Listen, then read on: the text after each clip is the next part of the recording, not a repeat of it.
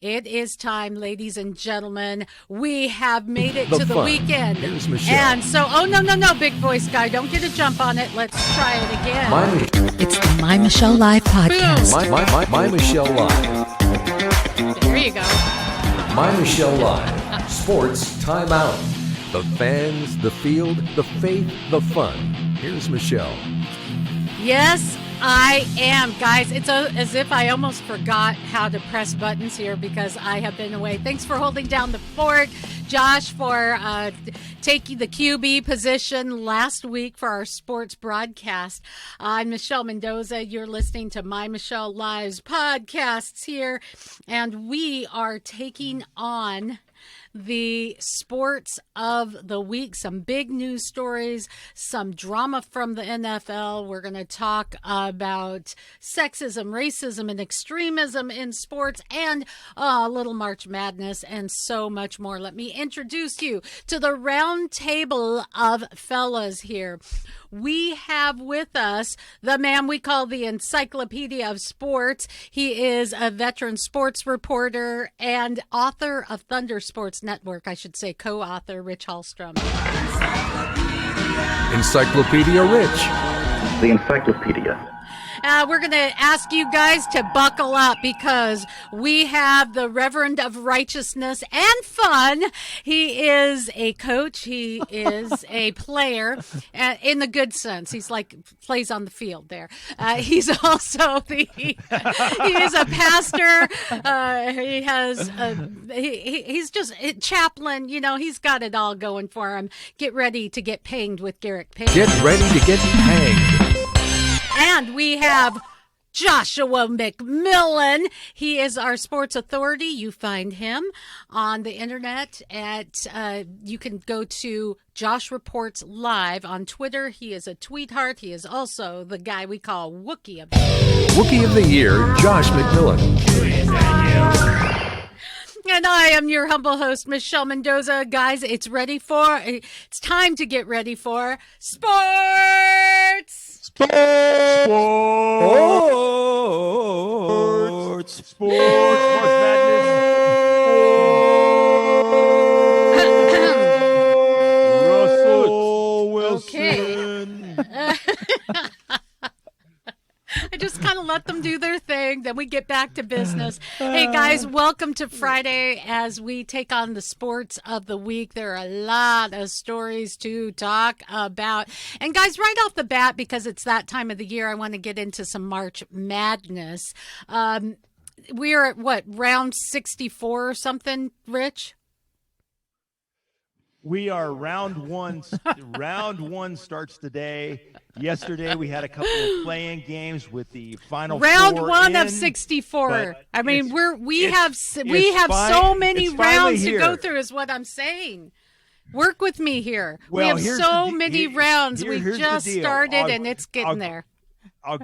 Yes. He's even listening to so me. Many He's rounds, just going. 63. Let's wind him up. 63 games to crown a champion. Hello, Gonzaga. You will finally win a national championship. I let the cat out of the bag. Yeah, and Gonzaga is playing Norfolk tomorrow? Norfolk State, yes. So we'll see. What do you guys think, Gonzaga? I mean, is this their year? Zags all the way. I mean, I think this is their year. They're the most consistent team all around. No doubt Okay. about it. They got a shot, but March Madness is just that. It's mad. It is, and it ain't over till it's over. It ain't over till it's Zag's over. the only team we got here to root for. Well, Okay, Actually, fair no. enough. Let's not forget Eastern Washington University and Nope. the Eagles. Nope. We skip over the Cougs and go right for Gonzaga here. Yeah, we're broadcasting from the great Northwest, as you can tell. But any other predictions as we embark on 68 rounds? Well, That's a let's lot not of leave it- basketball. Let's not leave out the women's tournament, Michelle. This could be a really, really interesting women's tournament. South Carolina's really good. Baylor's really good. I think UConn is going to have a hard time winning a national championship this year. They've got a lot younger team, Okay. and Gino Auriemma currently has COVID-19, so that might affect some coaching Oh, philosophy for UConn. Okay.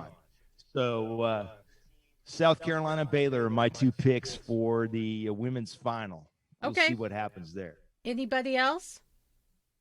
I'm just intrigued by the whole way that COVID may or may not affect the March Madness, because I mean it's already had a little bit of effect, but I think it'll be interesting to see. Thoughts on that? As I'm not ignoring you guys. I'm just making sure we're broadcasting live everywhere we're supposed to broadcast live. So bear with me a little bit.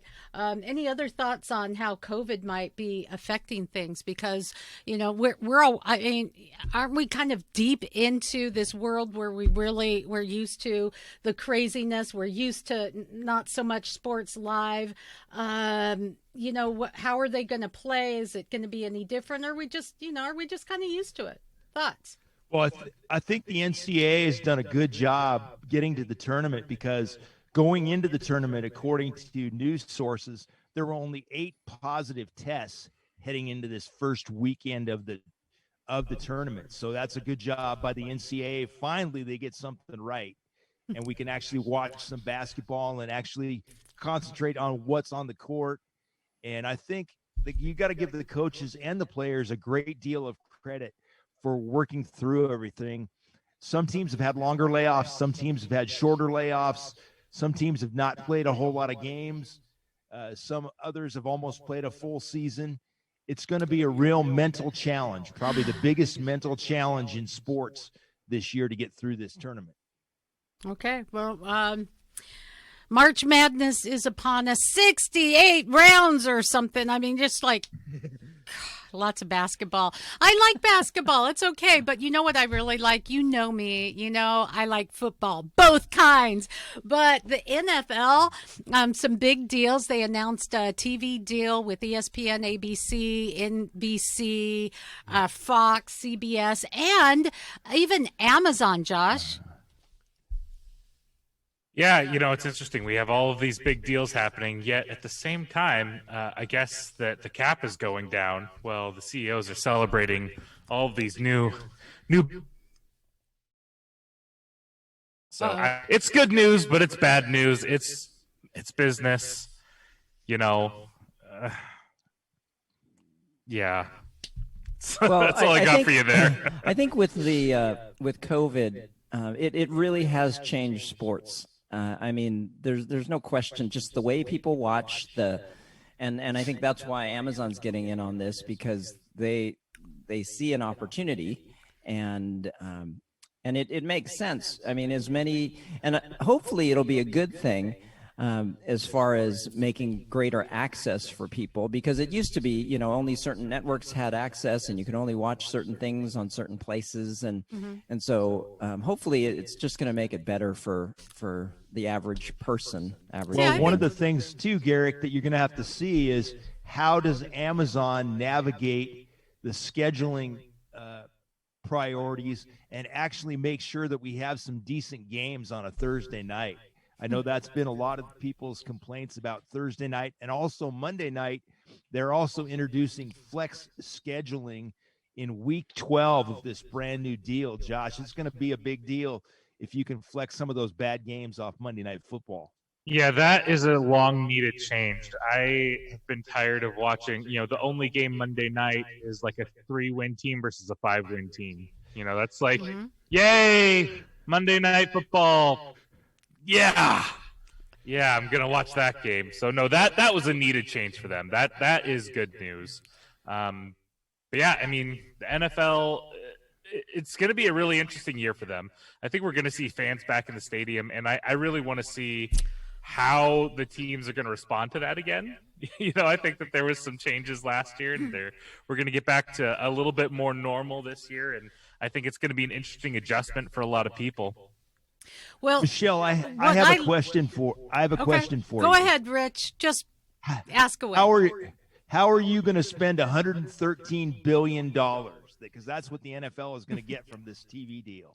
How would you spend $113 billion? Oh, come on. Gee.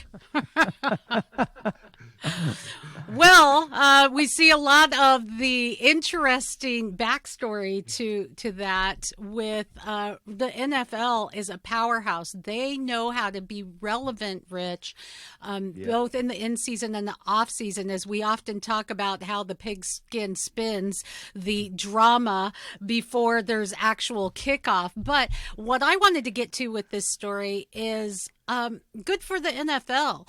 Unlike MLS, which can't even, here we are in Seattle, the MLS cannot even get mentioned properly in their own hometown paper here in Seattle, the Sounders. It's just heinous. And trying to watch an MLS game is confusing at best. You really have to have insider information to know where you can get to these things. That's ridiculous. Yeah, I think that's one of the major drawbacks, Major League Soccer, the exposure. If Major League Soccer wants to be Major League Soccer, and I've said this about U.S. soccer, until the U.S. Soccer Federation and Major League Soccer take soccer seriously, the American public will not take soccer seriously. Okay, yeah, and that's well, part I don't know that it's that simple. I mean, certainly. Well, no, but it's part of the puzzle. It is definitely part of the equation. Yeah, certainly. But I just feel like we're swimming upstream, or whatever metaphor you want to use. We're fighting a losing battle because, in order for soccer to receive its due and to be in the place of prominence there's a couple things that need to happen, and it's in progress, right, or process right now. We need to get the groundswell in terms of the people being excited about it. And certainly certain places, Seattle, Atlanta, it is really strong in terms of the fan base, but it's really the media that's the key, because the media belongs to pro football still. And the other sports to a lesser degree, of course. Yeah, and it's not real reporting, especially in the newspaper. I mentioned soccer, but also the Seattle Seawolves. Folks, in America, we now have Major League Rugby. The Seattle Seawolves, our professional team, they're starting their season here fairly soon, and absolutely no mention in our Seattle newspaper. It's just... we complain about the media in a whole lot of ways, but when they can't even get sports right, it's super, super frustrating. I know that's some of the frustration. We're going to get to this a little bit later as we talk about some of the issues of racism and sexism that have been reported this week in sports. But Megan Rapinoe is always at the forefront saying, hey, equal pay, equal pay. We deserve it. We play hard. We have championships, etc. But it's not just about in that regard. In women's soccer, it's not just about, you play great, you play well, equal pay for the same job. Guys, it's also about the whole media and promotions and getting the word out and getting viewership and sponsorship and making that money so that we can pay you more, isn't it? Or am I getting that wrong? No, I think you've got that right, Michelle. And I'll go back to an example that we've talked about several times. How many conversations have you had with the Seattle Storm? How many phone calls have you received from the Seattle Storm? How many phone calls have you received from the OL Reign? I have never received a public relations department phone call from either one of those franchises. So I think they have their own issues. Yep, I think you are 100% right on that. But as we migrate back to the big deal with the NFL, there's some big news in the NFL. Guys, just this week, I was visiting Narlands, Louisiana, my birth town. Saints are always number 2 to me. Sorry for those of you, my new friends in Narlands, but, Seahawks at heart. But they had some big news. As I was driving past the Superdome, as I was experiencing the celebration of one man who has a great career, who is now retiring. Drew Brees, NFL's, now correct me if I get this wrong, Rich, all-time leader in career passing yards, something like 80,000 yards, second 80,000 yards, and second a whole bunch of blah, blah, blah, blah, Yeah. blah, blah. Yeah. Go ahead. Go ahead. Yeah, all that stuff. What am I here for? I'm going back on vacation. See you guys. Threw for 5,000 yards 4 different times and won 1 Super Bowl, the only Super Bowl in New Orleans. Uh-oh, I got to come back. Oh, It froze up. There a we tremendous amount of community work during Hurricane Katrina. Let's not forget that. He really made the city of New Orleans his home and really took to heart being a Saint. And by the way, the Saints have a great logo. I'll just throw that in there. I always love the Saints logo, but Drew Brees, he's big on fleur de lis, Josh. people. So he had something like 67.7% completions. That's just really big. So congratulations after 20 seasons, and I think he's mentioned 2/3 of his life he's spent since high school in football. Now he's going to reportedly just instead of trading playing ball for the rocking chair, he's actually going to get the analyst chair. He has a new role with NBC. He'll also be doing some kind of calls for Notre Dame football there. So he'll Sunday night football night in America show, that kind of thing. So we're still going to see Drew Brees. But in this off season, we've talked about, and before we move on, anyone else want to give some shout outs or some kudos to a legend of football, Drew Brees? Well, I'd much rather face him on as a color commentator than on the field. I mean, he is. That's great. He has been a force to be reckoned with, and I had the privilege of having him as my fantasy quarterback one year, and just loved it. Yeah, I bet you did. And I so, bet you mean, did. you know, and this is, I mean, changing subjects a little bit. Fantasy football, I think, is such a great thing because before I used to know the Seahawks players, and I knew no one else from the league. I mean, I know you guys who eat and breathe and live sports. You know, I mean, I would call Brent and he'd be telling me about all these different players. But with fantasy football, I think it's really helped people to know other players from other teams around the country, and I think it's been a good thing, and it's been a fun thing for me. But that's my little side note.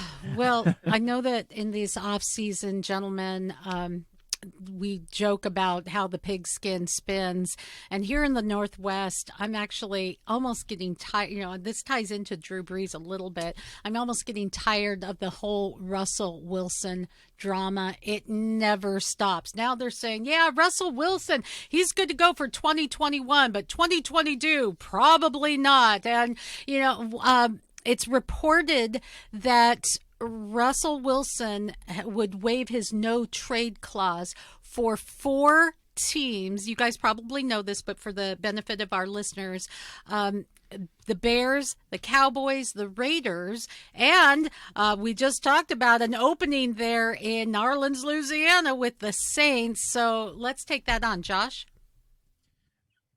No news. It's done. It's over. Done. The All right, Russell Rich, Wilson drama you is think so over. too? He's not leaving Seattle.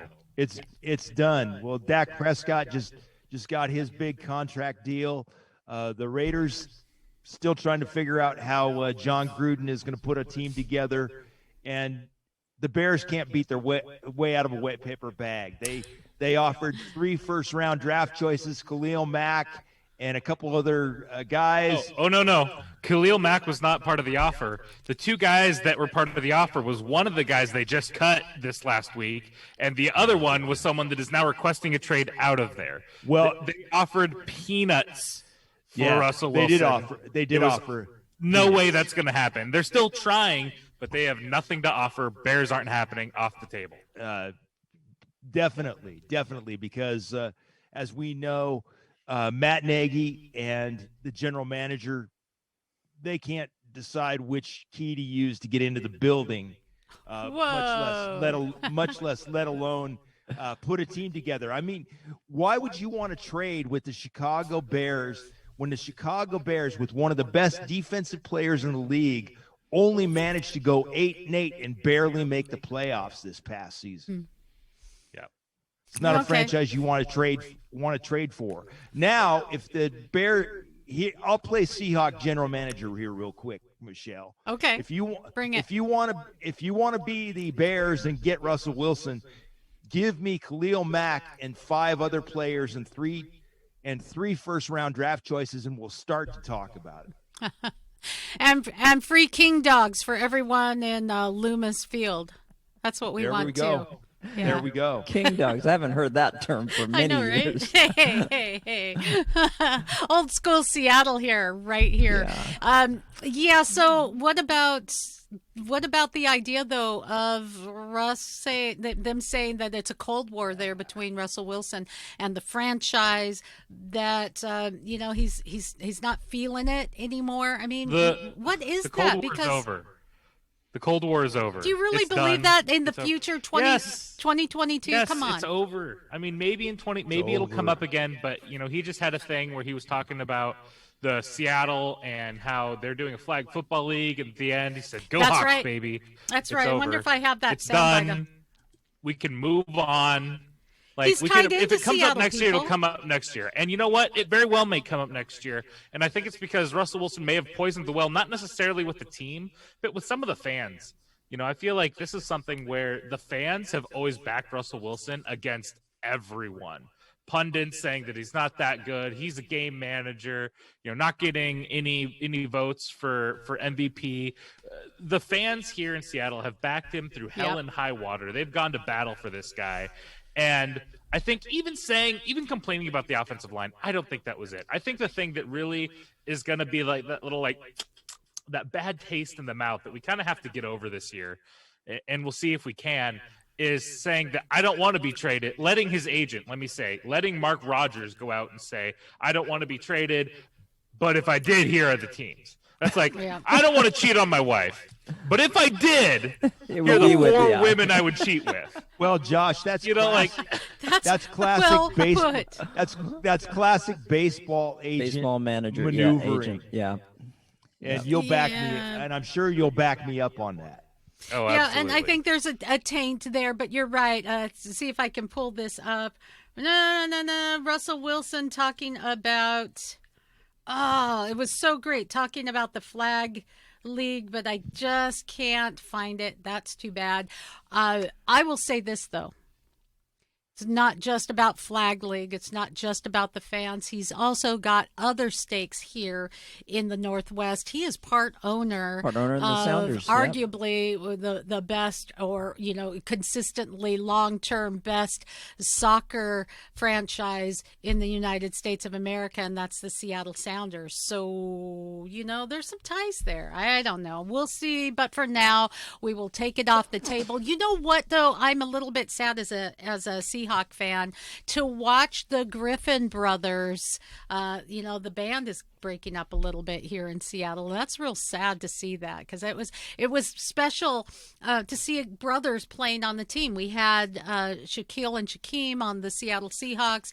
We had the Roldan brothers in playing for the Seattle Sounders. It's just kind of, I don't know what that does for the fan base. If you're all about just the wins, that's neat. But bringing kind of a family connection, I don't know. I like that. Thoughts? Yeah, it's a shame to see him go. I really liked the Keel brothers, the Shaq brothers, as it were. But it makes sense. I mean, he was the top target for cornerback in free agency this year. And I don't know that, as good as he is, I don't know if he's necessarily worth the amount of money that he got paid, especially to the Seahawks. So it makes sense why he's leaving. We bring in a replacement from a rival, Akila Witherspoon, and I like what this guy can bring to the table. And I think that the 49ers don't know what to do with good talent at cornerback. I mean, look at DJ Reed that we got from them last year, that we took off their practice squad when they cut him for injury. He was phenomenal. He did a great job. So I like what we bring in with that. I think that it's a better way to go about it. We save a little bit of money. And I'm not saying Shaq is a bad player. he is a good player, and I like what he brings to the table. But I think this year he had the opportunity to go get paid above his value, and I don't begrudge him for that. But they will be missed here in Seattle. No, absolutely, absolutely. And just as we're here on the Seahawks, we have Gabe Jackson, tight end Gerald Everett.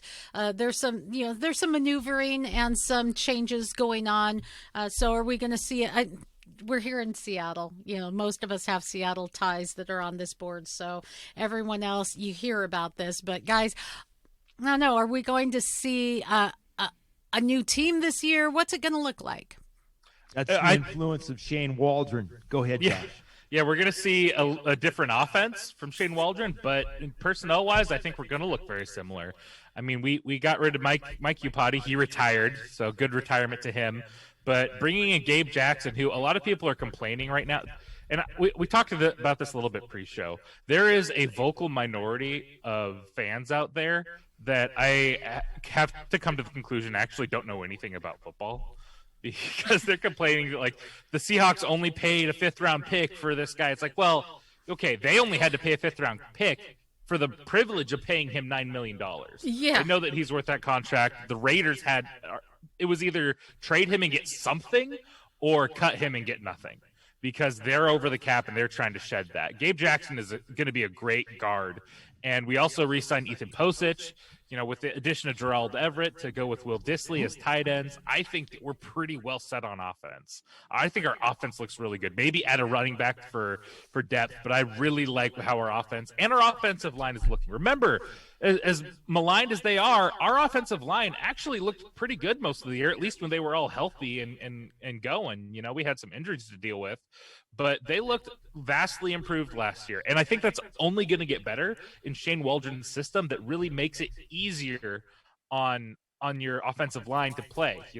That you can stylize your football and how you play football to make it an easier system for your guys to succeed on that offensive line. So I don't want to see new wide receivers, and this is important. Don't sign another wide receiver. You have two guys that I want to see on the field this year. I want to see Freddie Swain, and I want to see John Ursua.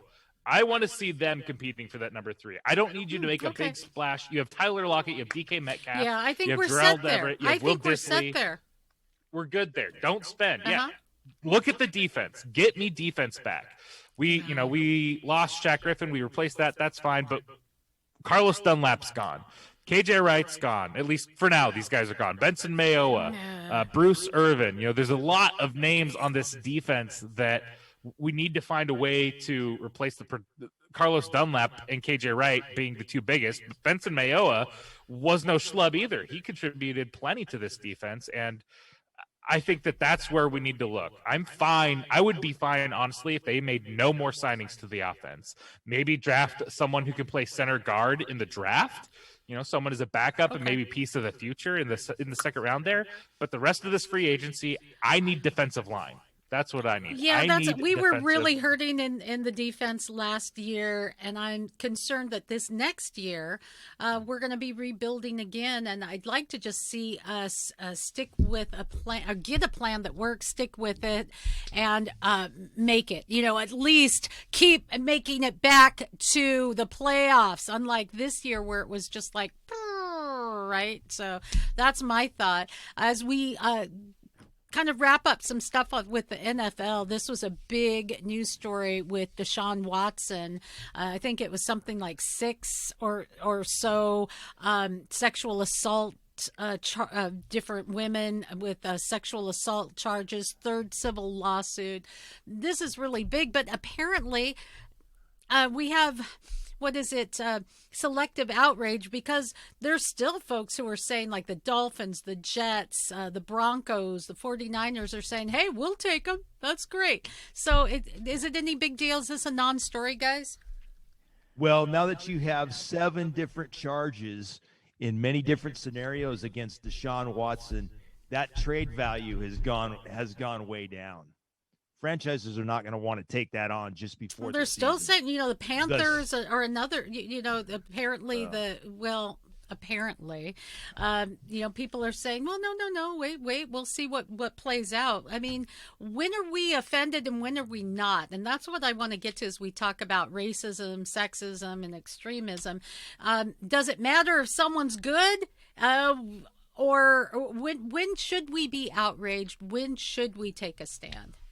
Well, this is something I think that's interesting just with regard to Seattle sports. Seattle has always kind of had this reputation, right, of being a very loyal city in terms of our players. And you mentioned it earlier when you were talking about, having brothers on the team and things like that. It's a distinctly Seattle feel. We have respect for old players. We'll cheer them. We're happy when they return. We have that connection. I don't know what's behind that. That's interesting, but. And I think that it's both good and bad. I think it's bad from the perspective that, you look by contrast at the New England Patriots. I mean, they've got a lot of work to do right now, but during the Brady years with the Patriots, they had no problem, cutting people who were popular players and who were good players because they were bringing in fresh talent. They were refreshing all the time. And Seattle tends to get sentimental, and we like people, and because they won a Super Bowl for us or whatever it was, we will want to stick with them just because we remember the glory days. And that's not because sports is business too. And if you're not continually doing that, then it's going to cost you. And we've also had this good guy reputation, which I think is a good thing, actually, in terms of players who, if we have a player, I'm sorry, I'm forgetting the Seahawks player last year who had some difficulties in their past, but they're Josh putting those. Gordon, I think, is who you're referring to. Yep. Thank you, Encyclopedia. And they're putting those things in the past, and they're moving forward. Then I think that's great. But I think it's and this is where I'm there's a tension within me, because part of me is like, well, it's sports, right? And so you're paid to do what you do on the field, but character does count as well. And so I think, if you can build a strong team around people who are really good people, then it's a win-win. Well, what if people have political views that aren't cool anymore, and that people, should they be looked down on? People say that was what happened when we're looking at Colin Kaepernick. Well, no one wants to hire him because he, it just all becomes political. And on the other side with Tim Tebow, right? Tim Tebow. Thank you. So when do we care? I mean, I kind of like to bring it back to when you break the law, we care. When it's an illegal thing, we really need to care. If you have the wrong political views or the wrong color, or gosh, what else is out of style anymore? Should we really care? Because sports is that great unifier. Rich? Well, you have to care, and I'll go back to the Deshaun Watson example. So you have to care if it's the wrong color or the wrong politics? You have to care on an equal basis. Everyone needs to be treated the same way, and I think that's what sports is supposed to be, a meritocracy. Okay, so we are saying the same thing. You're not saying that we do have to care if someone is of the wrong politics. No. That is definitely not what I was trying to get across. There. Sports is one of the best examples of meritocracy in American life, and it's really, and that's why Jackie Robinson was able to make an effect on the world around him. That's why all the different things that we think are so great about sports impacted us in such a positive way. The 1980 Miracle on Ice, that impacted people because these were people from all different backgrounds, from all different teams, came together to do one of the greatest things in the history of sports. And it's the Miracle on Ice, for example, is considered the greatest upset in sports by Sports Illustrated. So we know that works, and that's what makes the Deshaun Watson situation very unfortunate, because this is the Houston Texans franchise that doesn't need another black eye, Josh. Where'd you go, Josh? You're muted. Unmute. There you go. There you go. The Houston Texans have been a franchise that have been beat up and poorly managed and poorly run. I mean, you can just look at the last couple off seasons. The absolute fleecing that has been done to them in trading away some of their best players. Like over and over again, it seems like they are on the bad end of one of the best trades of the offseason. Seahawks have benefited from that. Others have benefited from that, like the Cardinals. I don't know what has been going down there, but they've been blessed to have someone as talented as Deshaun Watson. But now this hit, it's just they keep coming. They keep coming. So now even if they do move off of him, they're not going to get as much in return. If depending on the severity of these allegations, how they bear out, he may be even face suspension and the like. It's a mess if you're a fan of the Houston Texans. Michelle, what we're looking at somebody that is rivaling some of the heat and animosity that's going toward Andrew Cuomo. Andrew Cuomo and Deshaun Watson are in relatively the same position. They're being accused of some of the same things.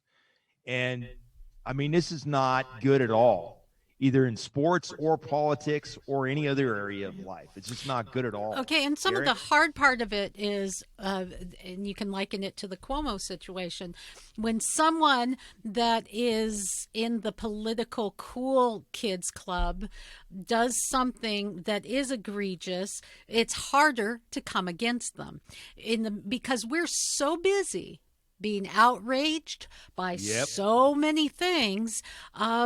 Those things, when there really is something egregious, we can get lost. And back to my point, fellas, if someone has the wrong politics, if somebody chooses to stand during the national anthem and not kneel, or vice versa, we can have this outrage, right? And because of all of our outrage, when we should be outraged, when there's something like an illegal act, sexual assault, then, we kind of like the guy. He's a good player. Oh, he's got good politics. It falls by the wayside.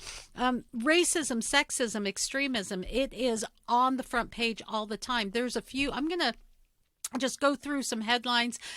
Rich is always on top of things. He's always giving us stuff to take on during the week. So some of these are from him, as well as our 5-syllable word for the week, meritocracy. Thank you very much, Rich.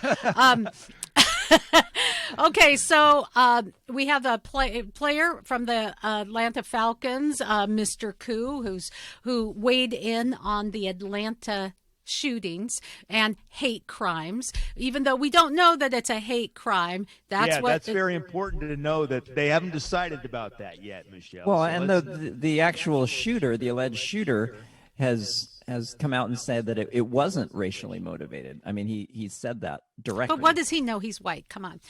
We have the NCAA is coming under fire for poor amenities for women players.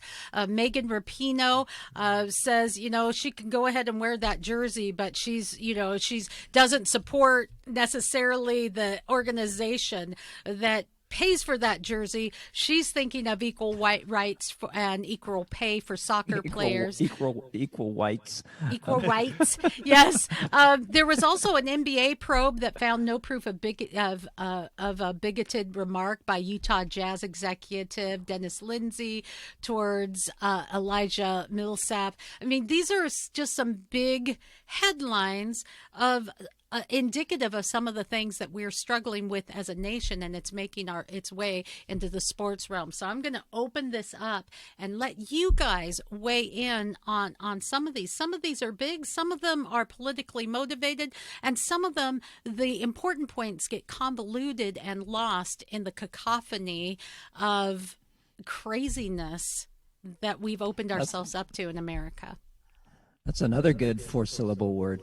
Yeah, but it's only 4-syllable word. Rich wins this week so far. Let's see if he can outdo it. Well, I mean, I feel kind of like a broken record because it's the same thing over and over again. Because, I mean, if you're going to allow politics in sports, then allow all politics in sports. I mean, don't be selective about it. And this is my biggest beef, I think, is just that there is just not fairness and there's not equity. And I just feel like be consistent, be fair. If you're gonna go there, then be willing to go there completely, and don't start kind of censoring things based on political views. I know we're seeing sports that's looking an awful lot like social media. And then back to my points, as we were talking about Deshaun Watson, some of the big issues that should be addressed aren't being addressed because they just get lumped into this big everything's offended. I mean, one of the important issues is the NCAA that's being called out over the poor amenities for women players versus the men's at tournaments. I think that's something legitimate that they absolutely should be looking at. But did you hear all those headlines? It was kind of lost in the midst of it all, Josh. Yeah, I don't know. It's all I'm kind of desensitized now to the drama, to be honest. Like there's just desensitized, another word for tired. Yeah, I'm just like, over it. Whatever. Yeah. Sports. Well, let's take on, Michelle, this one thing that you brought up. Let's focus on one thing here for a second: the amenities at the basketball tournaments. Both the men's and women's basketball tournament. Those are two of the biggest events on the NCAA calendar for the calendar year, and there's no doubt that both those things, because they are NCAA tournaments, should be treated equally. But like any other business, the NCAA is going to try and cut corners, unfortunately, wherever they are. And what this comes down to is, and this is the way that I would approach it, it comes down to a Title IX issue in my mind, because you have to treat your athletes fairly, and that's what Title IX was all about. Yep. So that's the way that I would attack. That's the way that I would attack this issue. And once again, it's not about female athletes being lesser than. It's how are we going to treat women's sports when it needs to be rightfully treated and deserves what it has earned. Women athletes have earned to be on that, have earned the time and earned the right to be on that platform. So yes, they should have, not, but when you do cheated. have women who are treated differently, it is about treatment. It is about saying that that you think them lesser than when they really are not. The U23's coach, I can't even pronounce his name, but he gotten some heat in the soccer realm for his interaction with one of the refs, I believe, and his punishment. He has to now train the women's team, train those girls. You know, there's still kind of that mindset, and it's hard to get over that when we're getting women's sports that are dealing with crazy issues. You know, we tie it into equal pay, and as we talked about, it's not as simple as just equal pay. We really have to be able to have a healthy conversation where all of these things are concerned, because we have had a long fight in recognition in sports, and then on top of it we have men that get to compete as women.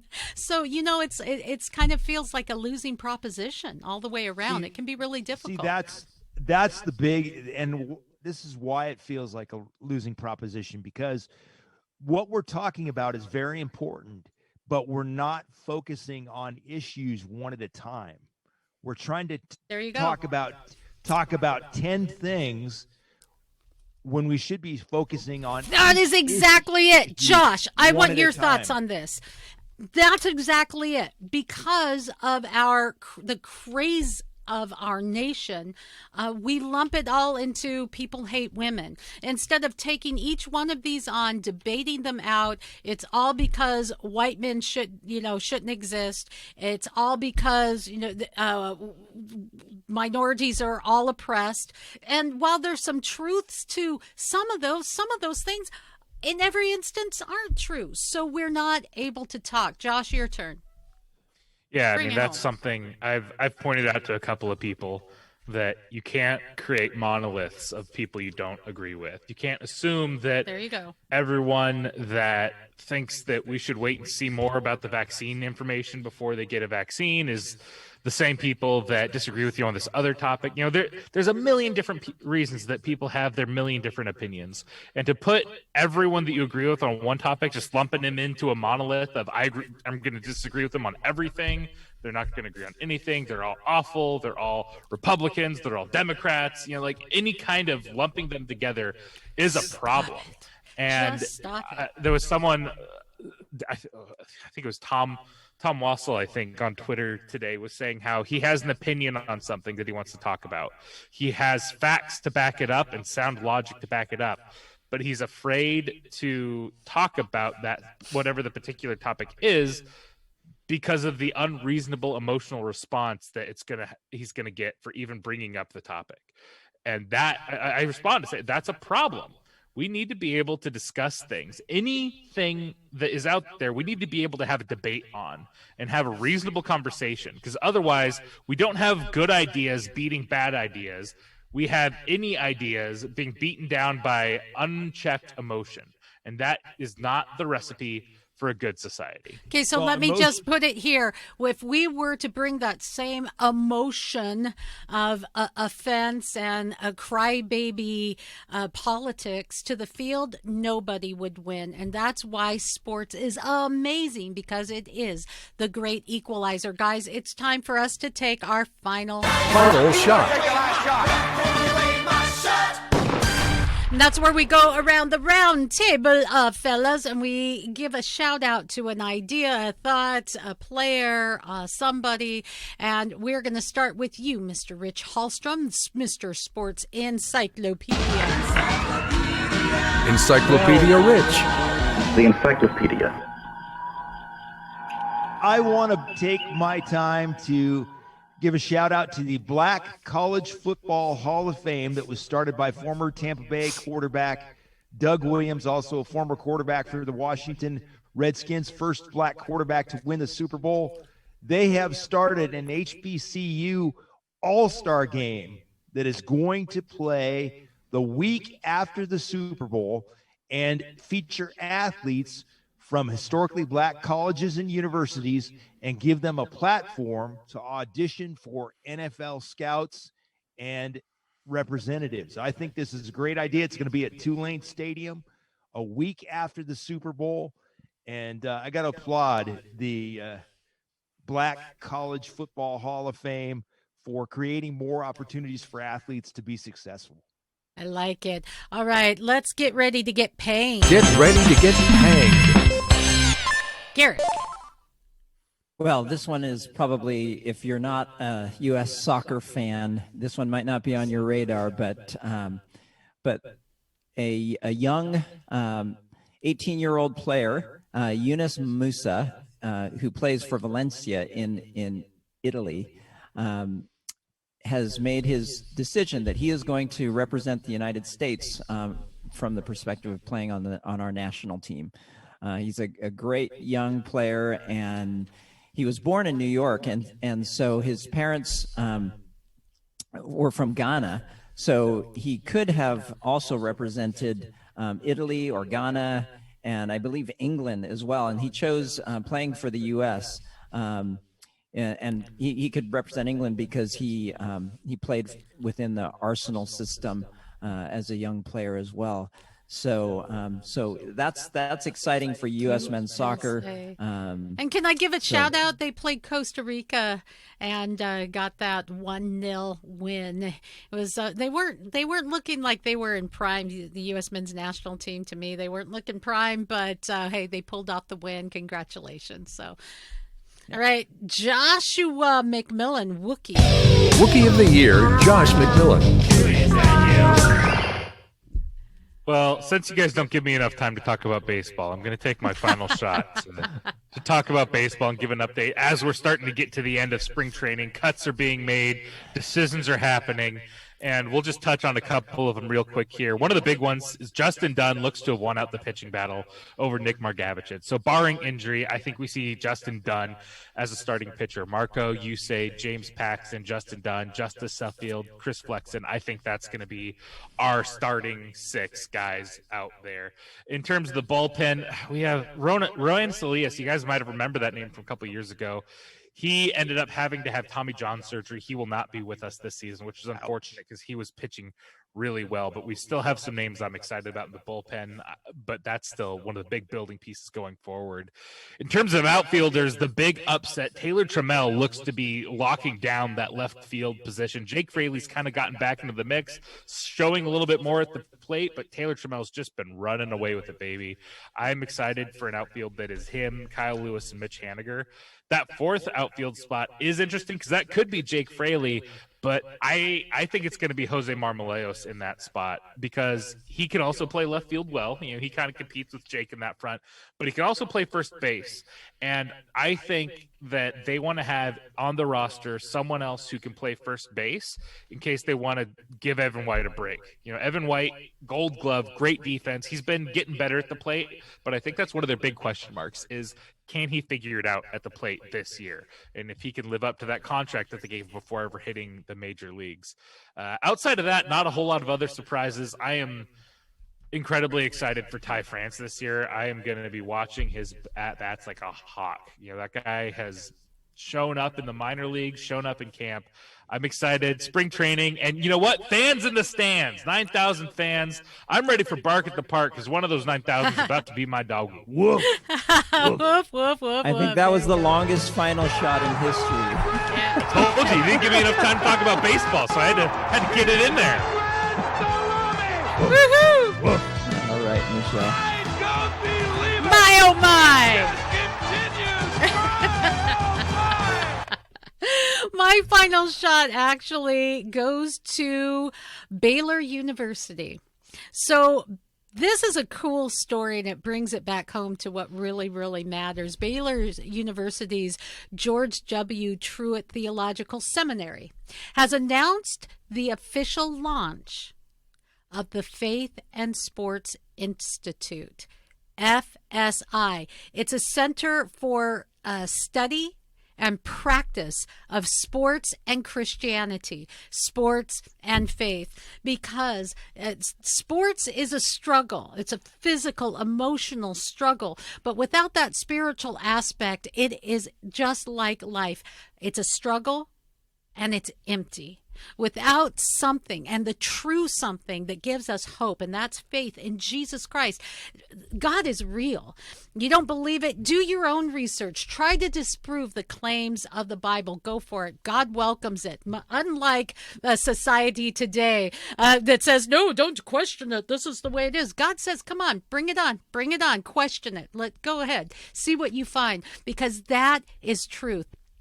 Christ is life, and that element puts you over the top in life and whatever your pursuits are. It gives you something so much more important when you look at someone like Drew Brees, who is now at the end of his career. Football has been his life, but if you have a passion that's deeper, no matter what the game brings and no matter what life brings, you have something in the end. So I want to give a shout out to Baylor University for their Faith and Sports Institute. Boom, there it is. Guys, thank you for your time today. Thank you, Josh. He's my tech guy, and so he has unfettered access to my computer trying to fix the things that, I always seem to break. But it's good to be back with you guys today, and we'll catch you next week.